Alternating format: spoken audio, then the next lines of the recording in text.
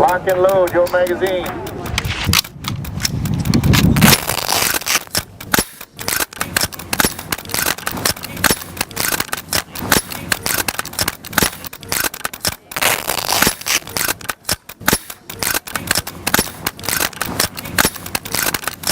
Place your selector switch from safe to semi.